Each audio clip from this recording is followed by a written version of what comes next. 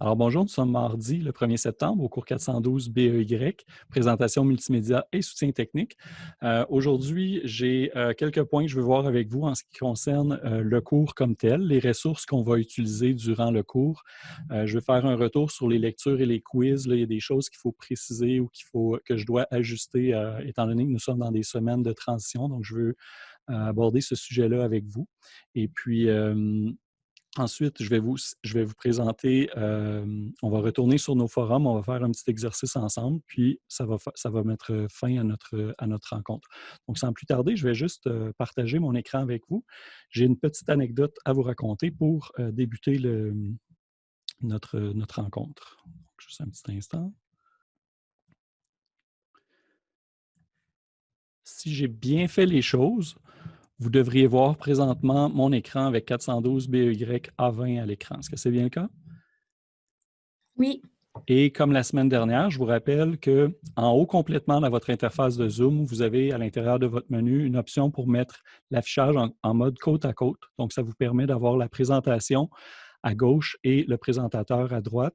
Et si vous vous mettez en mode côte à côte, vous allez avoir une espèce de ligne verticale qui va vous permettre de déterminer la grosseur. Si vous voulez les deux écrans moitié-moitié ou la présentation plus grosse ou plus petite, quoi que ce soit, vous mettez l'accent sur ce que vous voulez pendant la présentation. Donc, moi, je vais débuter sans plus tarder. Donc, aujourd'hui, j'ai une petite anecdote de soutien technique à vous raconter qui est basée sur un achat que j'ai fait il y a 3 ans environ pour mes enfants. Il y a 3 ans, on a vu un spécial il y a un parent à l'école de nos enfants qui nous a parlé d'un spécial et qui nous a dit allez voir ça, c'est super, c'est l'ordinateur le moins cher que j'ai vu dans ma vie, tout le kit. Puis là, tout le monde est tombé super excité. Puis moi, dans l'excitation, j'ai fait l'achat, un pour chacun, parce que l'ordinateur était tellement pas cher. C'est un HP Stream 14. Je ne sais pas s'il y en a parmi vous qui ont ce modèle d'ordinateur-là, mais c'est un espèce de petit ordinateur ultra léger, vraiment, vraiment très économique. C'était difficile de croire un prix comme celui-là chez Costco, je crois. Puis après quelques semaines d'utilisation, parce que j'en ai utilisé 2, pire achat à vie, je crois, mais j'en ai acheté 2 en plus au lieu d'en acheter un, voir si ça fonctionne bien, puis ensuite elle a acheté un deuxième. Comme si elle allait tout partir, pareil comme des beignes ou des muffins, il fallait qu'on achète les deux en même temps. Là, les deux enfants ont eu leur petit environnement d'apprentissage de construire là-dedans, mais très rapidement, on a constaté que l'ordinateur fonctionnait super mal. C'était très lent. Puis leur expérience n'était pas très, très bonne. Ils venaient pour lancer le menu Windows que vous voyez à l'écran présentement, par exemple. Ça prenait plusieurs secondes avant qu'il apparaisse. Ils voulaient lancer une application, c'était plusieurs secondes et ainsi de suite. C'était l'horreur. Puis, en regardant les spécifications de l'ordinateur, ce qu'on doit faire avant d'acheter un ordinateur, jamais après, évidemment, j'ai compris un peu la source de notre problème. Donc, est-ce qu'il y en a parmi vous qui peuvent me dire c'était quoi le problème avec notre achat? La Sinon, mémoire je vais vive? nommer au hasard. Il y a des noms qui vont apparaître dans ma tête, comme par exemple Vicky. Est-ce que tu pourrais me dire un des problèmes qu'il pouvait y avoir avec notre achat?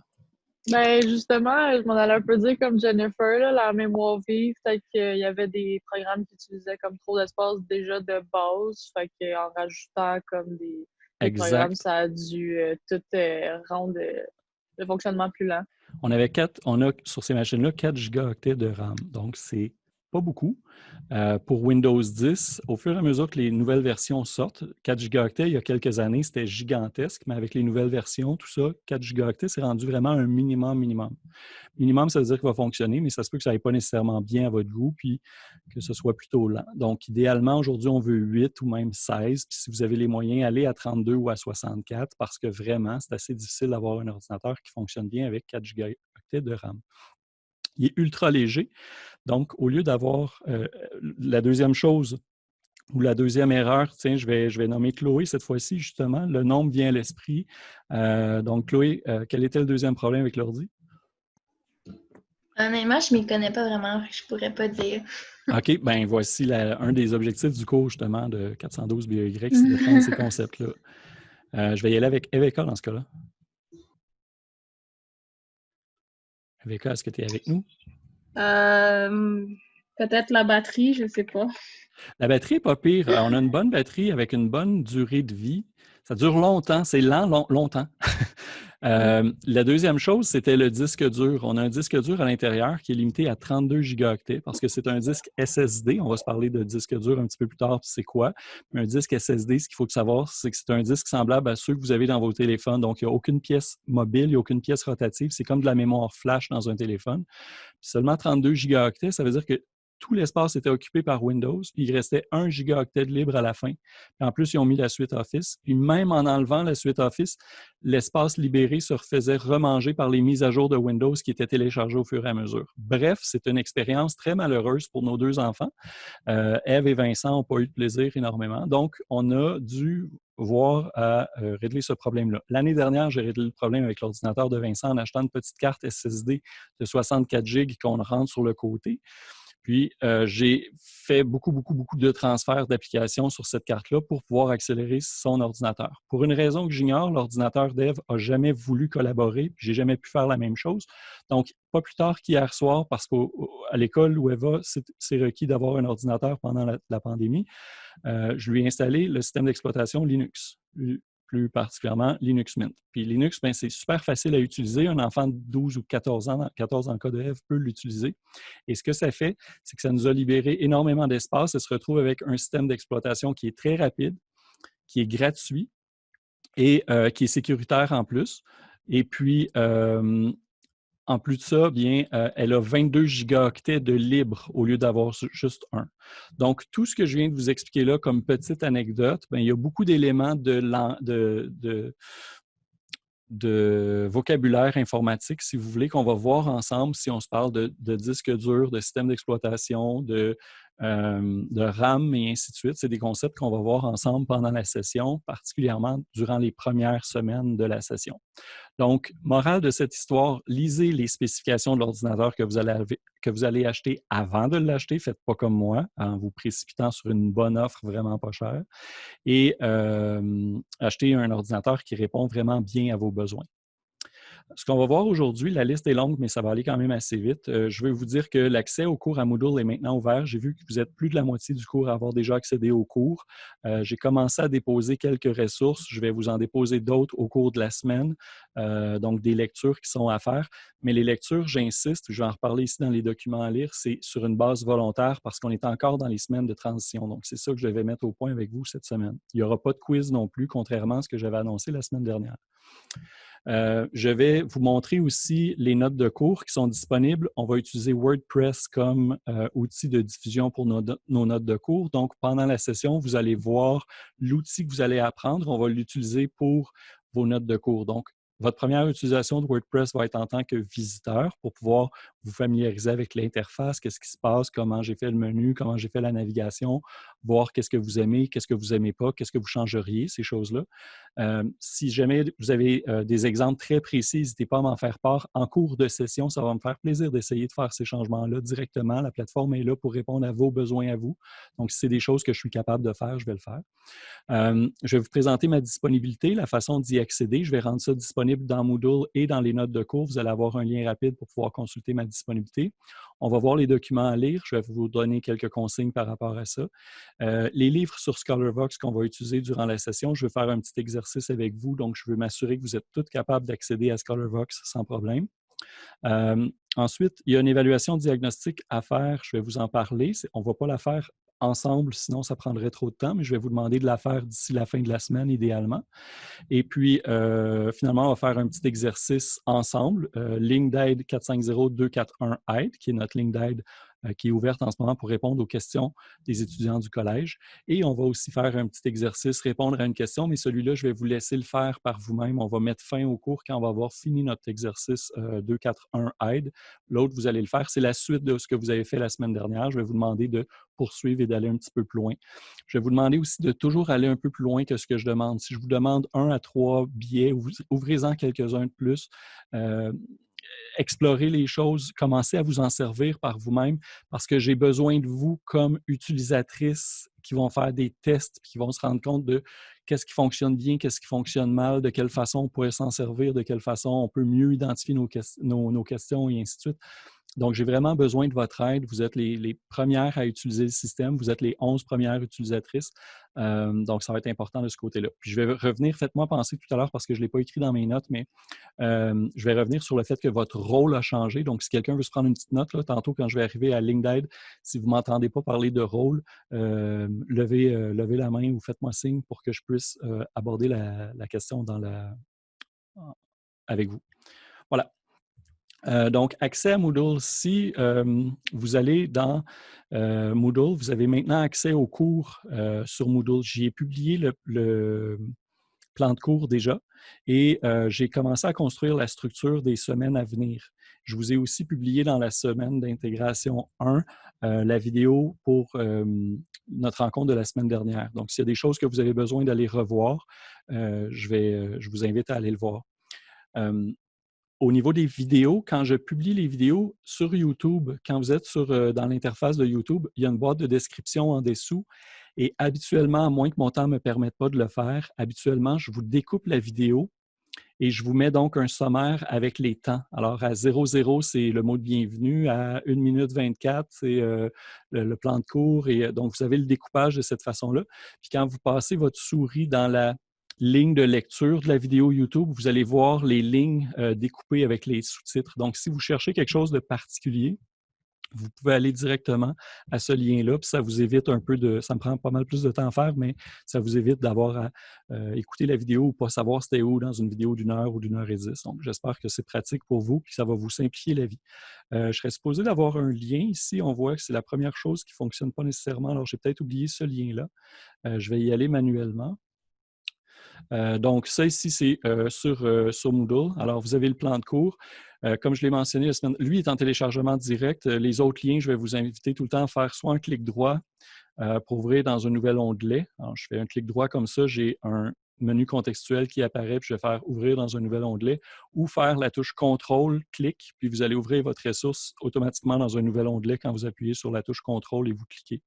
Ça va vous éviter de quitter la page du cours comme tel, ça va vous ouvrir un nouvel onglet, puis ça peut être plus facile. C'est pratique dans le cas où vous êtes sur un ordinateur, évidemment. Si vous êtes sur une tablette ou un téléphone, ce que je viens d'expliquer là ne s'explique pas. Et dans le cas du document PDF, c'est un téléchargement forcé, donc vous allez l'avoir automatiquement. À la semaine de transition 1, j'ai mis le lien vers la vidéo. Donc, YouTube rencontre sur Zoom, contrôle plus clic. Alors, voici un bon exemple. Si je fais un clic droit et que je fais ouvrir dans un nouvel onglet, je vais avoir la vidéo qui va apparaître juste ici. Puis, je vais en profiter juste pour vous montrer le petit menu dont je vous parlais. Est-ce que tout le monde voit bien la vidéo? Bien, elle est noire en ce moment, mais est-ce que tout le monde... Oups. Oui, on voit bien. OK. Donc, vous voyez le découpage ici en espèce de petites lignes. Et il faudrait que je mette du foncé dans le bas de mes pages là, parce qu'on voit mieux. Il n'y a malheureusement pas de... Ils ne mettent pas d'ombre portée, donc on voit mal les titres, mais quand on est sur du foncé, vous voyez que vous avez les titres directement dans la ligne de temps, comme ça ici. Et sinon, vous venez dans la description et vous faites juste cliquer sur plus, puis vous allez avoir le sommaire de nos rencontres avec le contenu qu'on a vu. Vous cliquez sur un temps particulier. Vous êtes habitué avec YouTube, vous êtes des reines de YouTube, donc je pense que je n'ai pas besoin d'aller plus loin que ça.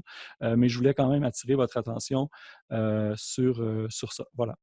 Il y a 9 visionnements, mais je pense que c'est moi les 9. Peut-être que quelqu'un l'a regardé cette semaine. Donc, voilà en ce qui concerne la vidéo. Je vais essayer de faire en sorte que la vidéo de la semaine soit toujours disponible sur Moodle et aussi dans les notes de cours sur WordPress. Je vais vous les rendre disponibles aux deux endroits.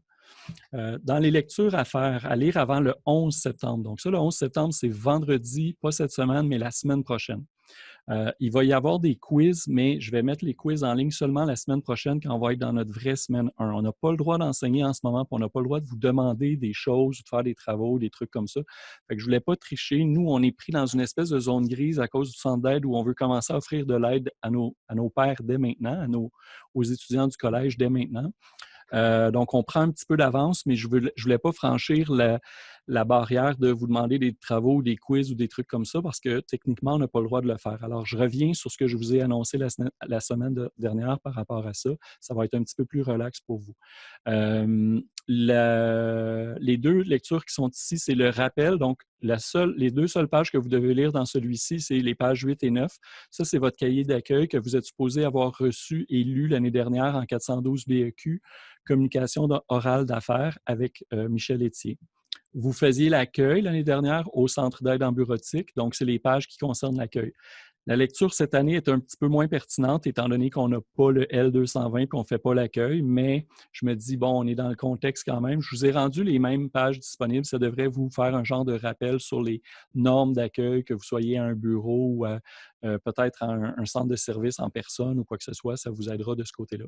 Et l'autre, c'est le cahier de tutorat, donc de 3e année. Donc, votre cahier de tutorat, c'est votre guide à vous pour savoir comment aider des étudiants. Puis il y a des ressources ou des liens vers des vidéos du CCDMD à propos de l'aide par les pairs et du tutorat qui est offert par des étudiants.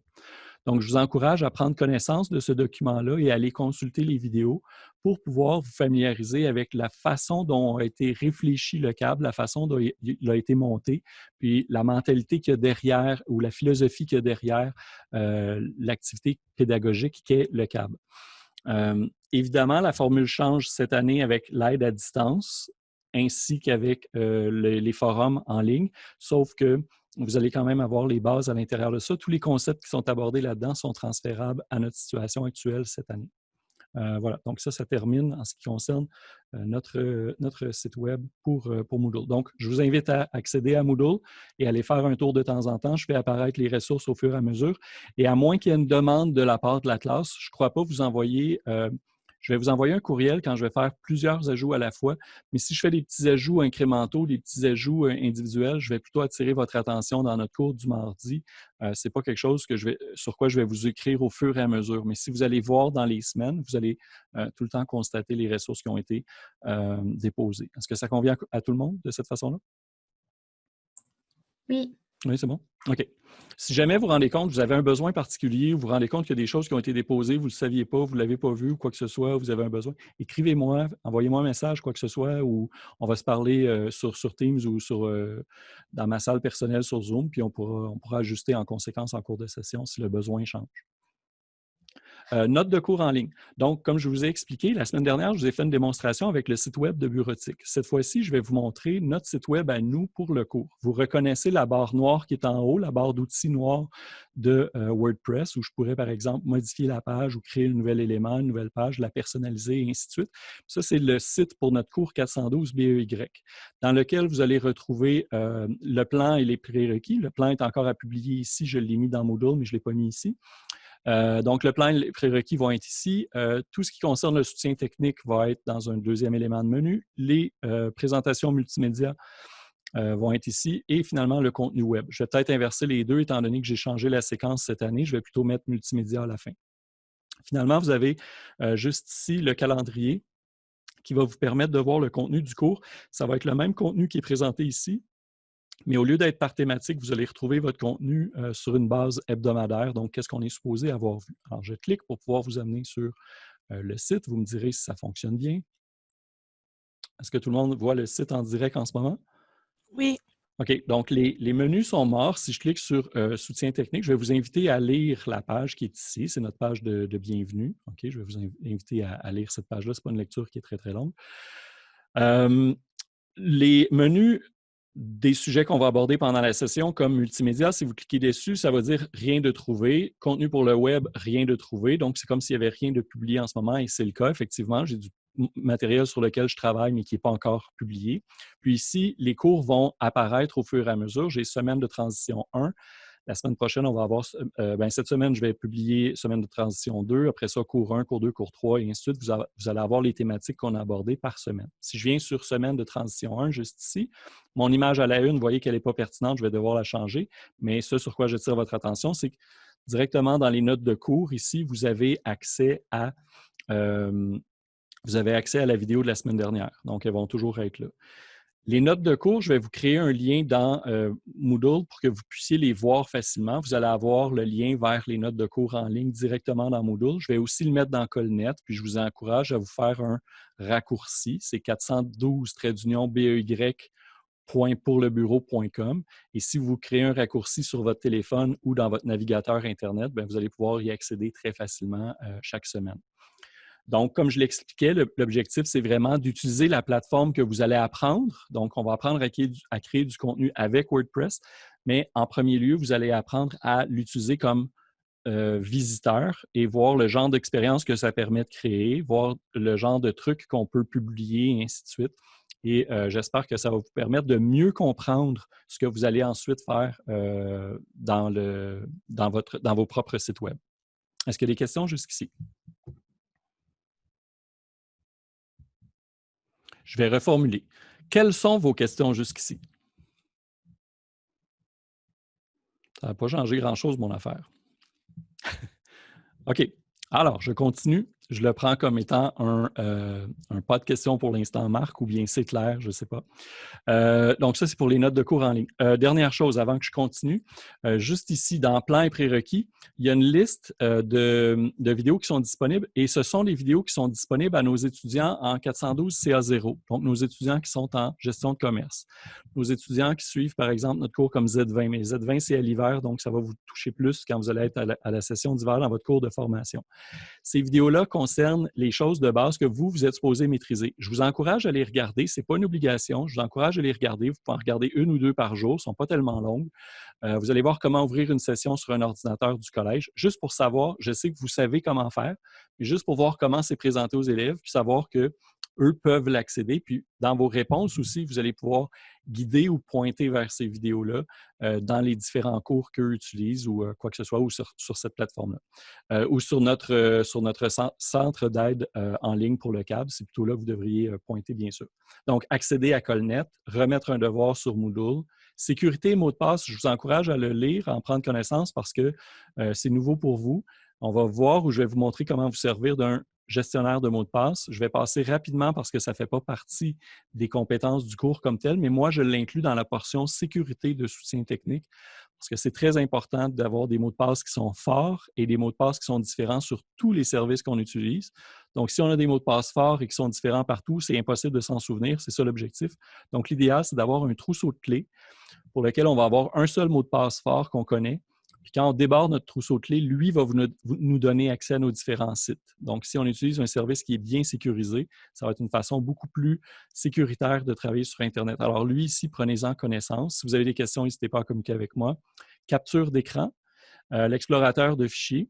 Capture d'écran, l'explorateur de fichiers, vous n'aurez pas de souci avec ça. Encore une fois, c'est juste de les regarder. Les disques durs de votre ordinateur, le réseau du collège, notamment, ici, on parle de X, Y et Z. Créer une arborescence. Vous êtes très familière, mais je vous encourage à regarder la vidéo parce que c'est toujours dans le contexte de l'expliquer aux gens qui sont en sciences humaines, en sciences nature, en gestion de commerce, qui ne sont pas à l'aise en technique de soins animal, qui ne sont pas nécessairement à l'aise avec leur ordinateur, puis qui voudraient être capables de se créer une arborescence pour être efficace. Donc, je présente une façon de fonctionner pour les étudiants dans ces programmes-là, bien, dans tous les programmes, en fait. Alors, je vous encourage fortement à regarder celle-là, elle est importante. Puis, finalement, accéder au réseau à distance. Bien, de quelle façon je peux utiliser doc.clg.qc.ca pour accéder au réseau à distance. Donc, la portion ici sur les plans et prérequis, elle est importante, mais encore une fois, c'est une écoute qui est libre et volontaire. Donc, allez-y tranquillement, une ou deux vidéos par jour, puis vous allez passer au travers. C'est des vidéos qui durent environ 3 à 5 minutes chacune. Je reviens à ma présentation. Ma disponibilité, je mets en ligne, je vais mettre sur Moodle et sur Colnet un lien vers mon horaire en ligne. Quand vous cliquez sur ce lien-là, si je clique ici, vous allez voir, c'est le lien vers mon horaire en ligne et vous allez voir apparaître un calendrier Google dans lequel vous allez avoir mes différents cours. Donc, si vous avez besoin de me parler, vous avez besoin d'échanger, vous me demandez une disponibilité sur Colnet, proposez-moi 3 de vos disponibilités dans le blanc.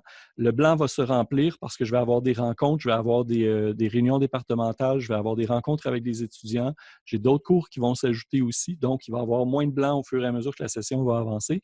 Vous choisissez les plages, puis dites-moi 2 ou 3 plages où vous êtes libre, puis à ce moment-là, je vais pouvoir vous parler sur Teams ou sur Zoom si vous avez besoin de moi à ce moment-là.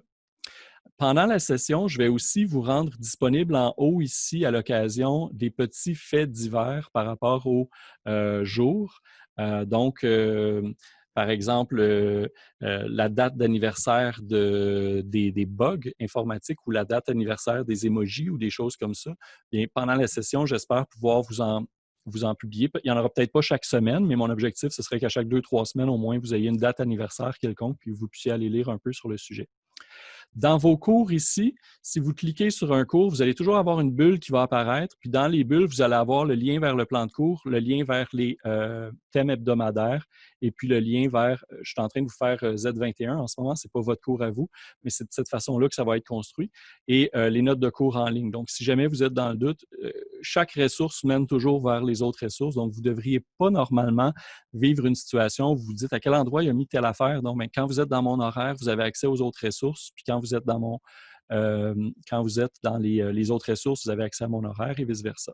Donc, si je m'en viens ici, dans 412 BY, je vais faire pareil. Je vais vous publier des liens vers vos ressources essentielles.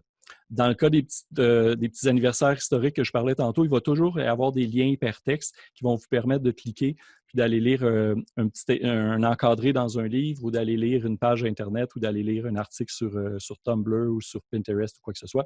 Bref, l'élément d'intérêt du jour. En souhaitant que ce soit intéressant pour vous. Ensuite, les documents à lire. Donc, je l'ai mentionné tout à l'heure, alors on ne va pas passer beaucoup de temps. Il y a le guide d'accueil, pages 8 et 9 seulement. Le guide d'aide par les pairs ou le cahier tutorat, j'aurais dû l'appeler le cahier tutorat, c'est ce que vous avez à lire d'ici le 11. Il y a 2 autres documents que je vais publier, un d'ici la fin de la semaine ou en fin de semaine, puis l'autre en début de semaine prochaine. C'est offrir du soutien technique, donc la procédure pour offrir du soutien technique, de quelle façon on procède, quelles questions on pose, comment on veut cibler ou cerner une problématique d'un utilisateur, de quelle façon on interagit avec lui, comment on veut le rassurer et ainsi de suite.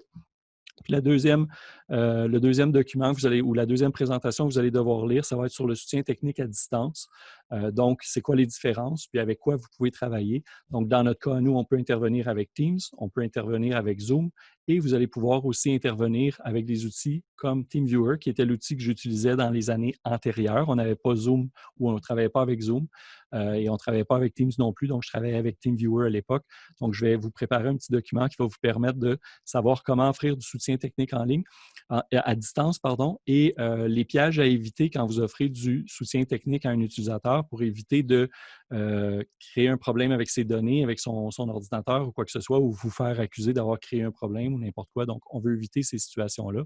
Alors, je vais vous présenter 2 documents d'ici la fin de la semaine prochaine que vous allez pouvoir lire et sur lesquels il y aura des quiz aussi. Les quiz sont toujours une façon supplémentaire pour vous de revoir la matière. Donc, je reprends les éléments clés, les apprentissages les plus importants, je vous pose des questions avec, je vous pointe vers les bonnes ressources, puis à ce moment-là, ça vous fait une façon de plus de voir la matière pour pouvoir bien l'apprendre et l'intégrer. Est-ce qu'il y a des questions jusqu'ici? J'ai besoin de savoir, parce qu'ensuite, j'embarque sur Scholarvox. Question. Qui a travaillé à date dans un de ces cours avec des livres qui sont disponibles sur Scholarvox? Personne, vraiment? OK, il n'y a pas d'enseignants qui utilisent les ressources sur Scholarvox à date? Non, personne. OK.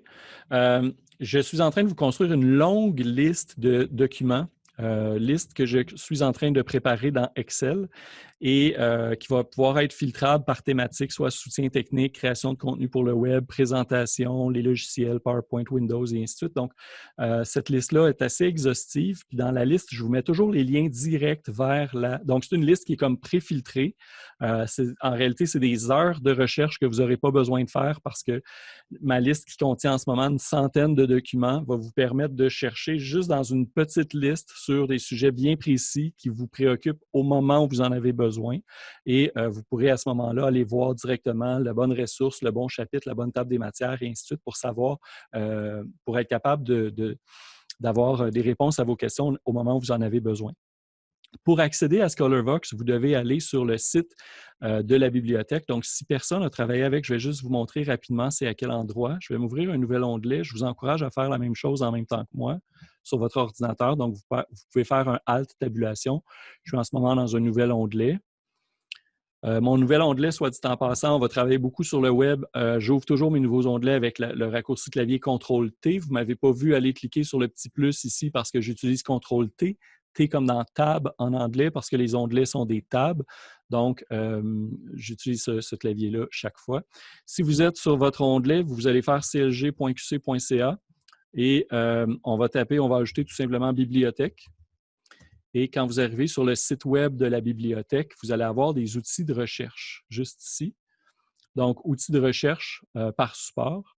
Donc, je vais cliquer juste ici. Et dans les outils de recherche, si je descends, vous allez voir le lien qui s'intitule ici Scholarvox. Et ça vous donne accès, si je clique dessus, à la bibliothèque en ligne. C'est tous des livres numériques. Il y a des livres là-dedans qui coûtent au-dessus de 100 chacun, plusieurs à 50, 60, 70 $. Vous avez accès à une mer d'informations. Donc, je vous encourage à vous familiariser avec Scholarvox. Ça va être vraiment intéressant pour vous pour pouvoir apprendre ou aller un petit peu plus loin dans des thématiques que vous devez aborder dans vos différents cours. Dans mon cas à moi, vous allez toujours avoir le lien direct. Excusez-moi, j'ai juste... je l'avais ouvert tantôt. Je vais fermer les onglets pour ne pas m'y perdre.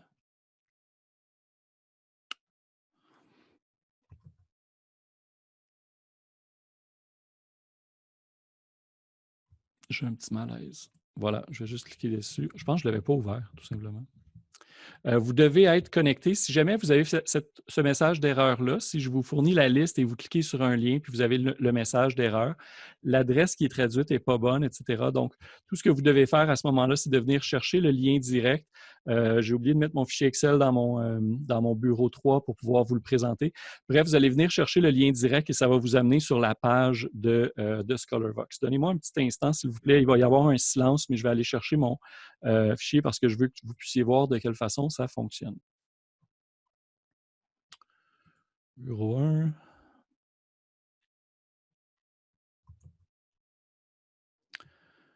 My Clippings, base de données. Donc, c'est lui que je veux avoir ici. Et je veux l'avoir dans mon bureau numéro 3. Voilà. Si je reviens dans mon bureau numéro 3, normalement, je vais avoir mon lien. Et quand je m'en viens ici, justement, si je fais un CTRL-C, je vais avoir mon adresse complète. Okay? Donc, j'ai mis toutes les adresses. Il y a 2 adresses. Il y a une adresse pour le sommaire du livre avec sa description, puis il y a une adresse pour le livre directement pour pouvoir l'ouvrir. Alors, si vous venez ici, vous allez juste faire sélectionner votre adresse ici, votre adresse dans la barre d'adresse. Petit raccourci clavier, si vous voulez le prendre en note, on va s'en servir beaucoup quand on va créer du contenu pour le web, mais CTRL-L vous permet toujours de venir sélectionner le contenu de votre barre d'adresse. Donc, c'est le raccourci clavier CTRL-L. Et là, je vais faire CTRL-V. Puis quand j'appuie sur Enter, vous allez voir que je vais arriver directement sur le livre. Donc, ici, j'ai mon livre sur les adjointes administratives, le travail des adjointes administratives. Si je clique sur le livre ici, je vais avoir accès au livre qui va s'ouvrir dans un nouveau navigateur. Et le dernier point que je vais aborder avec vous, c'est le fait que dans les différents livres qui vont être pertinents pour nous pendant la session, moi, je ne vais jamais vous référer au livre au complet, ça vous perdrait. Je vais toujours référer à quelques paragraphes ou à une boîte ou à un petit module ou à une page ou quelque chose comme ça. Donc, dans ce temps-là, vous allez pouvoir, je vais utiliser les numéros de page ici. Donc, quand je vous dis barre oblique page 135, par exemple, pour Office Equipment, ou bien si ce qui m'intéresse en ce moment, c'est la sécurité informatique, je vois que c'est barre oblique 218, donc barre oblique page, barre oblique 218. Je vais revenir dans mon livre ici directement, puis page, au lieu de 1, je vais faire 218. Et si j'ai bien fait mon travail, normalement, je devrais arriver directement dans mon... excusez-moi, juste un petit instant. On va le faire ici, parce que quand on est dans l'espèce de pop-up, ça ne nous permet pas de changer les choses. Donc, barre oblique page, barre oblique 218. Et je vais arriver automatiquement à la page 218. Donc, quand je vous donne un lien Internet, si je vous l'écris ou s'il est publié par écrit puis vous n'avez pas le lien, vous pouvez l'entrer vous-même. Ça va être super facile. Et votre accès va être directement au bon endroit. Donc, vous voyez que j'arrive directement au chapitre sur Data Security. Dans le cadre du cours, je vais être encore plus précis que ça. Je ne vais pas vous pointer vers un chapitre. La plupart du temps, je vais vous pointer vers la bulle qui est intéressante ou l'encadré qui est intéressant ou la définition qui est intéressante. Puis ça vous permettra d'aller là et de voir ou d'en apprendre un petit peu plus sur ces thématiques-là. J'ai essayé de sélectionner plus de 90% de livres en français. Par contre, quand il y a un incontournable comme celui-là qui n'est pas disponible en français et qui est disponible juste en anglais, je me suis quand même permis de les inclure à l'intérieur de la liste. Donc, vous voyez ici que j'ai une liste très exhaustive avec les différentes catégories que vous allez pouvoir consulter pendant la session. Vous me ferez savoir si vous avez des questions. Je ne crois pas que je vais vous rendre ce fichier-là disponible. S'il y en a qui ont besoin ou qui veulent ou quoi que ce soit, on pourra réviser, mais je crois que je vais plutôt l'utiliser en tant que référence, puis je vais pointer à l'intérieur des notes de cours, dans les présentations et ainsi de suite. Je veux seulement que vous soyez familière puis que vous sachiez comment vous connecter à ScholarVox. Pour vous connecter, votre nom d'utilisateur, c'est votre nom d'utilisateur du collège. Donc, de la même façon que si vous vouliez vous connecter à un ordinateur du collège. Et ensuite de ça, vous avez votre mot de passe qui est le mot de passe pour accéder à un ordinateur du collège. Ça va vous donner accès à la bonne ressource à ce moment-là. Voilà. Juste pour vous donner un petit exemple, si je m'en viens ici et je m'en vais sur contenu, donc je vais faire catégorie, je vais décocher mes catégories au complet, puis je vais venir chercher par exemple contenu. Donc, si je fais ça comme ça, je vais avoir une table filtrée justement sur seulement les livres qui concernent le contenu. Vous avez le titre, le nom de l'auteur, l'année, et puis les deux liens, la description du livre et le livre lui-même. Et plus le temps va passer, plus dans Notes, ici, je vais mettre des liens qui vont mener vers les passages intéressants et pertinents pour nous. Donc, ça va devenir une ressource qui va être plus pertinente à consulter pour vous. Voilà. Je retourne à ma présentation. J'avais prévu vous le faire en petit exercice, mais je vais vous éviter cette partie-là. Je vais vous inviter à aller sur clg.qc.ca/bibliothèque dans votre navigateur. Cliquez sur ScholarVox, connectez-vous. Et ce que je vous demande de faire, ce serait peut-être votre devoir par rapport à livres sur ScholarVox. Ce que je vous demande de faire, si vous rencontrez des problèmes, si vous n'êtes pas capable d'accéder aux livres sur ScholarVox, à partir des ressources de la bibliothèque, s'il vous plaît, écrivez-moi pour que je le sache et que je puisse vous dépanner parce que je veux que tout le monde soit capable d'accéder à ces ressources-là quand je vais y référer dans les présentations et dans les notes de cours sur WordPress. C'est bon pour tout le monde? C'est bon pour tout le monde.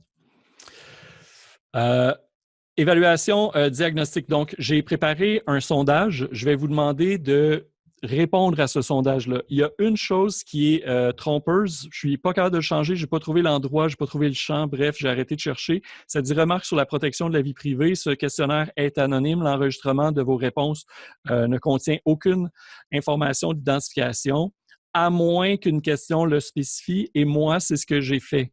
Ce diagnostic-là, ce sondage diagnostic-là n'est pas anonyme.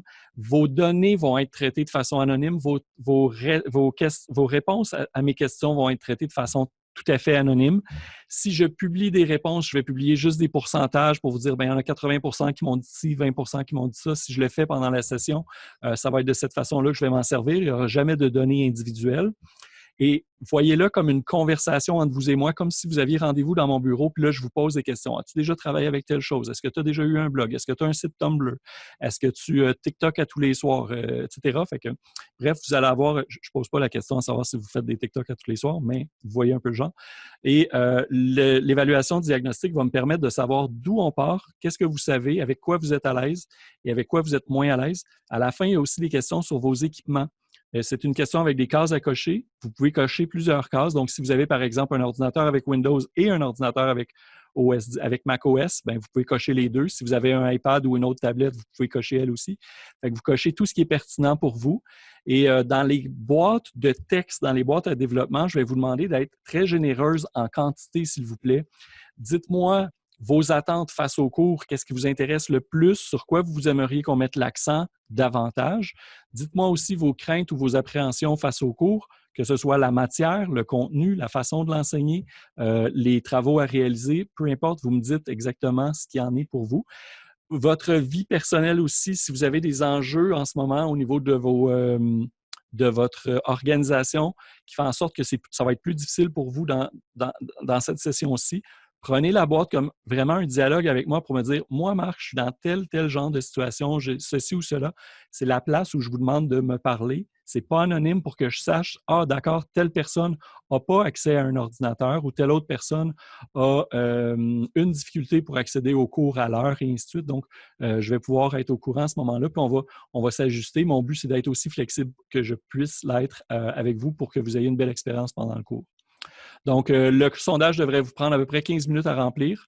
Je vais vous rendre le lien disponible sur Moodle et à ce moment-là, vous allez pouvoir y répondre dans le courant de cette semaine. Est-ce que c'est bon pour tout le monde? C'est bon pour tout le monde. Oui. Merci. J'ai cliqué sur mon lien. Excusez-moi, ça m'amène sur le lien en direct. Je vais juste sortir et effacer vos réponses. Ah, il y a une chose sur laquelle j'attire votre attention, c'est ça ici. Attention, assurez-vous de voir le message de remerciement à la fin pour que le sondage soit bien fermé. Si vous quittez en cours de route, ça me fait un sondage qui est incomplet. Assurez-vous de vous rendre jusqu'à la fin.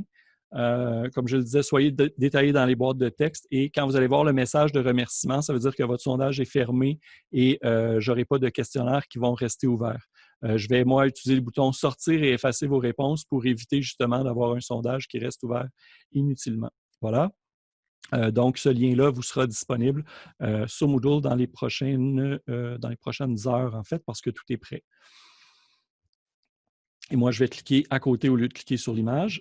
Ça m'amène à l'exercice ligne d'aide 450-241 aide. Est-ce que quelqu'un a pris en note ce que j'avais demandé de me rappeler tantôt? Le rôle. Vous êtes 11. Merci, Jennifer. Le rôle. Quand vous avez créé vos comptes la semaine dernière, merci énormément. Les 11, vous avez créé votre compte déjà. Les 11, vous avez déjà ouvert un billet, je crois. Si j'ai bien vu puis j'ai bien compté, je pense que tout le monde en a ouvert un. S'il y en a une ou deux parmi vous en ce moment qui se dit « Oh my God, tant mieux, il ne l'a pas vu, moi, j'en ai pas mis. » Créez-la votre question dès aujourd'hui. Quand on va raccrocher tantôt, vous pourrez créer votre question. Mais quand vous avez créé votre compte, vous êtes automatiquement devenu participant sur le forum. Un participant, ça va être nos étudiants à qui on va offrir de l'aide, qui vont pouvoir nous poser des questions. Mais ça ne peut pas répondre aux questions nécessairement, puis les participants ne peuvent pas non plus changer des choses aux questions, ne peuvent pas les modifier, changer le titre et ainsi de suite. Donc, moi, j'ai changé tous vos rôles pour modérateurs. Donc, vous êtes nos 11 premières modératrices, OK, avec José et moi, qui allez pouvoir faire des changements sur le site. En étant modératrice, ça vous donne aussi accès à des forums cachés aux autres participants. Et le forum caché auquel vous avez accès, c'est ligne d'aide 450-241 aide. Et l'objectif avec ça, c'est que celles d'entre vous, pas celles d'entre vous parce que vous allez toutes y passer éventuellement, soit comme employé ou comme bénévole, pour votre 6 heures pour le centre d'aide en bureautique. Mais l'idée dans tout ça, c'est que on veut que vous soyez capable de vous servir du forum pour pouvoir documenter un appel. Donc, je vais vous demander maintenant de vous connecter à votre compte sur Bureautique. Alors, pour faire ça, vous allez tout simplement, je vous redonne l'adresse tout de suite pour que vous puissiez y accéder. Alors, c'est bureautique.clg.qc.ca /WP-admin. Donc, je répète, bureautique.clg.qc.ca /WP-admin. Et quand vous allez entrer ça, vous allez avoir une page de connexion. Moi, je suis déjà connecté, donc là, il ne va pas me faire apparaître la page de connexion. Dans votre page de connexion, vous allez rentrer soit l'adresse courriel que vous avez utilisée pour créer votre compte ou votre identifiant, l'identifiant que vous avez choisi la semaine dernière, et votre mot de passe. Ça va vous connecter à notre centre, à notre site web, pardon. Et dès que vous allez être connecté, je vais vous encourager à retourner sur .qc.ca/cab. Et une fois connecté, tous vos comptes ont été modifiés, puis je veux que vous validiez avec moi que vous voyez bel et bien ligne d'aide 450-241 aide ici. Les autres participants ne le voient pas, cette ligne-là, puis jusqu'à ce matin, vous ne le voyez pas, vous non plus, normalement. Ça devrait être apparu sur votre page CAB si vous êtes connecté à votre compte. Moi, je le vois. Pardon? Je le vois. Qui vient de me dire « je le vois » ? Marie-Élise. Merci, Marie-Élise. Donc, normalement, les 11, vous devriez le voir. Si vous vous connectez, je vous donne 1 minute ou 2 pour faire ça. Puis après, je vais vous faire un petit exercice. Donc, je vais créer 6 groupes individuels.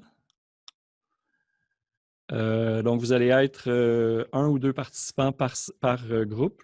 Celle qui va être seule, je vais venir me joindre à celle qui va avoir été seule. Et je vais vous demander de simuler un appel. Donc, il y en a une de vous deux. Je vais déjà vous donner les équipes, là. Donc, Eveka et Jennifer. Eveka, tu reçois un appel sur la ligne 241 aide et Jennifer, tu vas avoir une problématique avec ton ordinateur ou avec une application. Ça peut être une application, ça peut être Windows, ça peut être l'ordinateur lui-même, ça peut être une question d'accès, de mot de passe, ça peut être pour les documents écrits, Internet, votre navigateur et ainsi de suite. Chloé, tu vas recevoir un appel de la part de Maude. Maude, tu es l'utilisatrice qui va avoir une problématique avec. Et en passant, s'il y a quelque chose que vous n'êtes pas capable de faire, supposons qu'il y a quelqu'un qui a essayé d'accéder à ScholarVox tantôt, puis pour vous, ça n'a pas fonctionné, ou vous ne savez pas où aller ou quoi que ce soit, allez-y avec quelque chose de vrai directement. Moi, je n'ai pas vu telle affaire, ou je n'ai pas vu où on va pour telle chose, ou j'ai besoin de faire j'ai essayé de faire telle affaire, puis ça n'a pas fonctionné. Donc, allez-y d'abord et avant tout avec du vrai. Et si jamais tout a bien fonctionné pour vous puis vous n'avez pas une vraie question, vous pouvez en inventer une à ce moment-là. Donc, Maude, tu as une problématique pour Chloé Coutu. Marie-Élise, tu as une problématique et c'est Caroline qui va t'aider.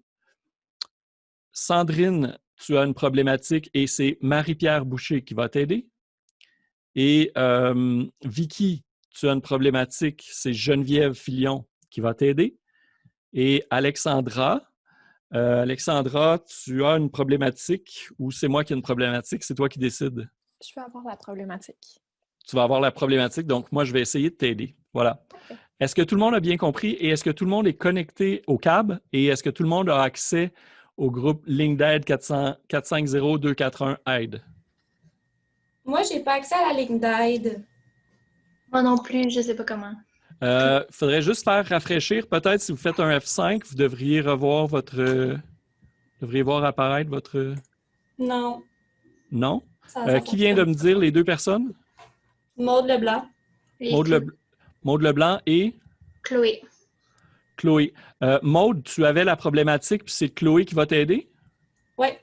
OK. Donc, on va fonctionner de cette façon-là. Chloé, si tu y as accès, c'est Chloé qui m'avait dit la deuxième aussi? Ou? Ouais. Ah, vous êtes ensemble. Zut. Bon, mais je vous reviens. Faites juste jaser entre vous deux. Je vais mettre tout le monde en groupe, puis je vais venir vous aider. Alexandra, tu vas être toute seule pendant un instant parce que je vais d'abord aller essayer de dépanner Maude et Chloé. Donc, on se reparle dans environ une dizaine de minutes. Et vous allez bien sûr ouvrir vos billets à l'intérieur de la ligne d'aide. Vous devez identifier quelle est la problématique. Vous allez aider la personne, vous allez donner la solution et vous allez documenter votre solution dans la boîte en même temps. Donc, vous décrivez le problème, vous documentez votre solution. Les notes de cours, donc ça, c'est une première expérience. Les notes de cours qui vont suivre vont vous permettre de vraiment mieux voir comment faire ce que je vous demande de faire de façon un peu naturelle en ce moment. Vous allez l'avoir de façon écrite, puis au fur et à mesure que l'automne va avancer, vous allez pouvoir faire ça. Vous allez être de plus en plus à l'aise, on va se pratiquer, on va en faire d'autres. Donc, quand vous allez avoir des appels, ça va être super naturel pour vous de le faire. Tout le monde est prêt? Je vous mets en groupe tout de suite. Bonjour à vous deux. Bonjour. Avez-vous trouvé votre problématique? Non. Non. Non, moi, je pense l'avoir trouvé. Ouais, on attendait, là, ça fonctionnait. Voilà. Donc, moi, je suis allé vérifier et toutes les deux, vous êtes déjà modératrices. Alors, vous êtes supposées avoir voir le groupe. Mon premier suspect, c'est que vous n'êtes pas connecté en tant qu'utilisatrice sur notre plateforme. Donc, vous allez aller, c'est important d'aller sur bureautique.clg.qc.ca/WP-admin. Donc, WP-admin. Ouais. Et là, est-ce que vous voyez apparaître la pastille rouge avec un B blanc? Moi, j'ai le tableau de bord. OK, Ouais, donc tu vois ton tableau de bord, là? Ouais. OK, donc si vous voyez le tableau de bord, cliquez en haut sur le titre du site pour pouvoir retourner sur le site ou en fait, effacez tout ce qui est à droite du .ca puis faites juste écrire CAB, /CAB. OK. Ouais, est-ce que vous êtes de retour sur les forums? Et si vous non. allez en bas complètement, quel est le dernier forum? Non, c'est ça, je suis pas sur le forum.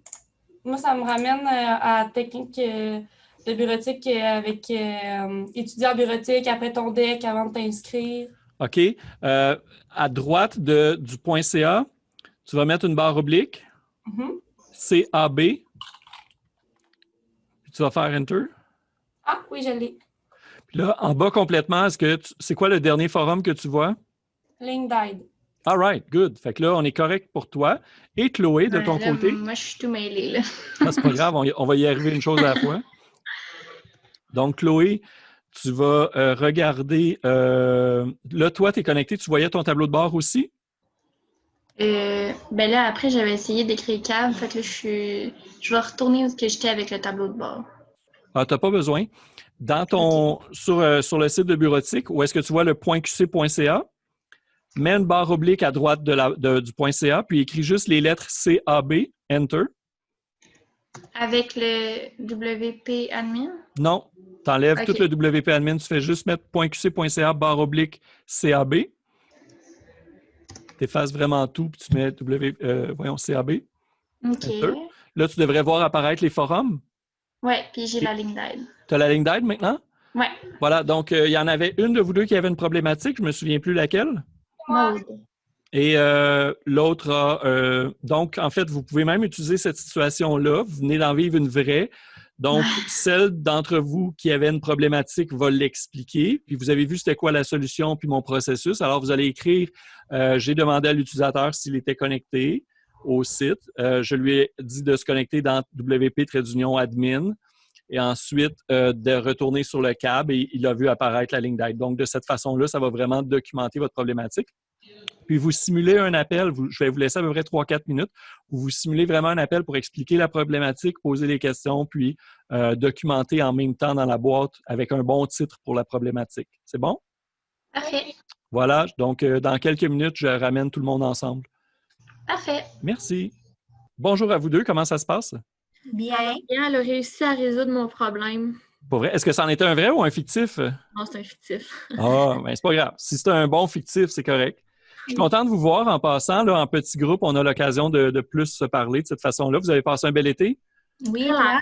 Oui, good. Oui, absolument. Ça a passé vite, par exemple. C'est toi qui as dit la semaine dernière, Marie-Lise, je crois, ça a passé trop vite.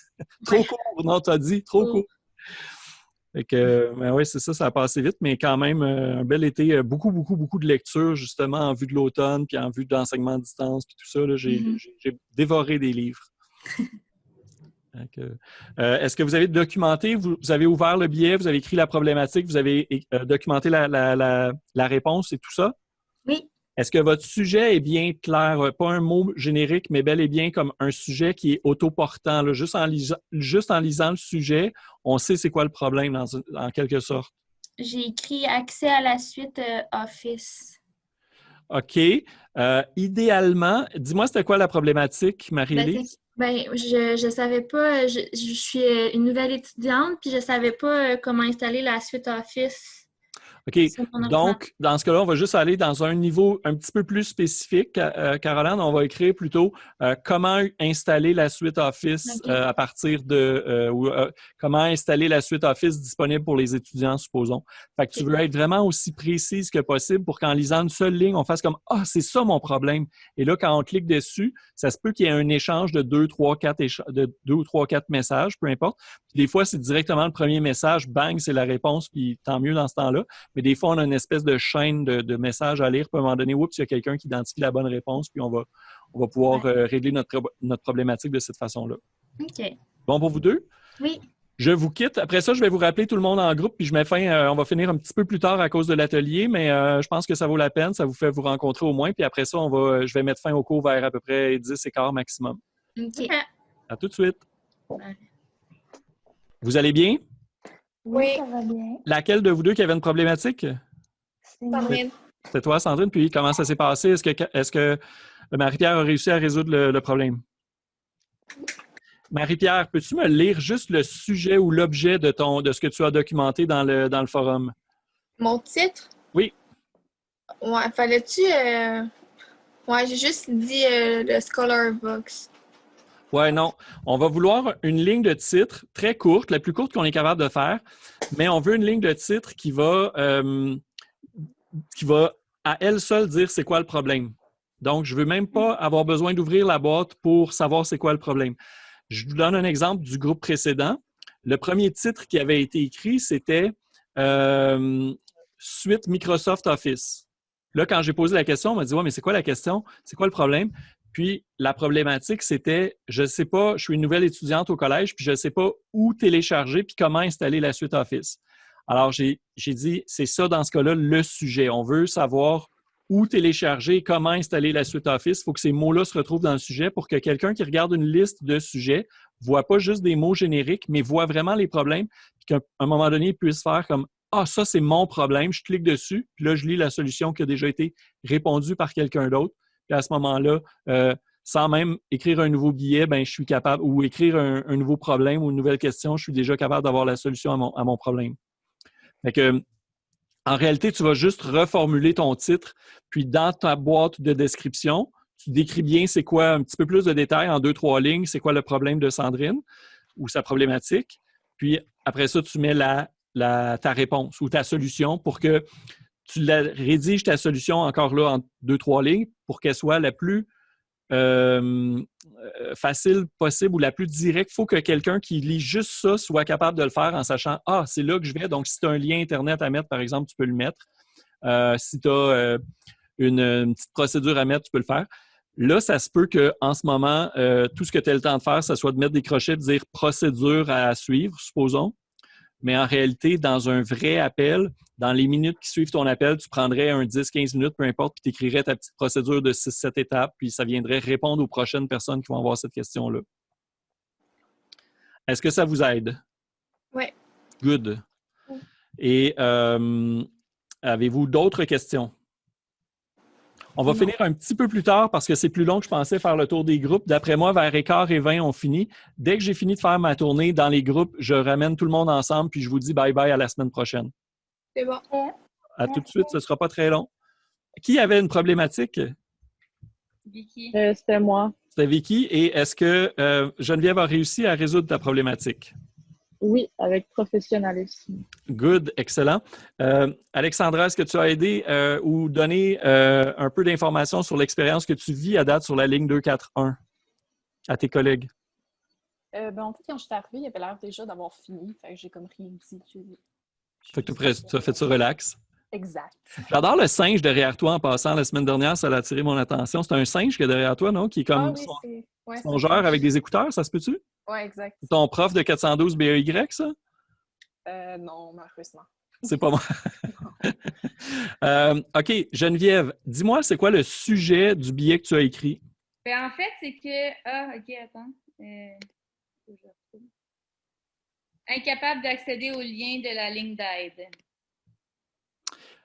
C'est un bon sujet. Il manque une information, à mon avis, dans cette ligne-là. Je vous donne une chance, Vicky et Alexandra. De quelle façon, quelle précision vous apporteriez dans la ligne du sujet? Il y aurait une précision, je pense, qui manquerait pour que ce soit plus spécifique. J'ai aucune idée. Moi, j'ajouterais à partir de quel endroit, Geneviève, donc, à quel endroit tu cherches ton lien? Donc, est-ce que c'est dans un cours? Est-ce que c'est sur le lien? Est-ce que c'est sur le site de la bibliothèque? Est-ce que c'est... Donc, j'écrirais à quel endroit je cherche le lien puis à quel endroit je ne suis pas capable de l'accéder. À moins que tu ne saches pas du tout il est où, puis à ce moment-là, je rendrais ta phrase ou ta ligne de sujet un petit peu plus spécifique en écrivant vraiment que tu cherches où est le lien ou où puis-je trouver le lien pour accéder ou quel est le lien pour accéder à. Donc, à ce moment-là, ça va vraiment être plus spécifique parce que si tu me dis « je ne suis pas capable d'accéder au lien pour la ligne d'aide », à ce moment-là, je ne sais pas, en réalité, est-ce que ça veut dire que quand tu accèdes au CAB, ça apparaît pas? Est-ce que ça veut dire qu'à un certain endroit, tu le vois pas? Donc, c'est juste ça qu'on veut chercher à préciser. Puis, dans la boîte de description, bien, normalement, je devrais retrouver tes 3-4 premières lignes de description, devrait bien décrire ça. Puis après ça, ta solution doit donner une solution qui est complète à ton utilisateur. OK. C'est bon? Dans le cadre du cours d'aujourd'hui, vous n'aurez pas le temps de mettre une procédure complète. Dans un appel normal, quand tu as terminé ton appel avec l'étudiant qui avait une problématique, tu vas prendre 5, 10, 15 minutes, peu importe le temps requis pour pouvoir écrire une vraie petite procédure, puis tu es en train de t'adresser au prochain étudiant qui a le même problème. Fait que lui, s'il lit le sujet puis qu'il fait comme « Ah, c'est ça le problème que je rencontre », puis qu'ensuite il lit ta réponse, il doit être capable de régler la problématique avec avec son lien, avec ta réponse, pardon. C'est bon? Je ramène tout le monde ensemble dès maintenant, puis je vous souhaite une belle semaine. Fait que je vais ramener tout le monde tout de suite. C'est beau? Ouais. Bye bye.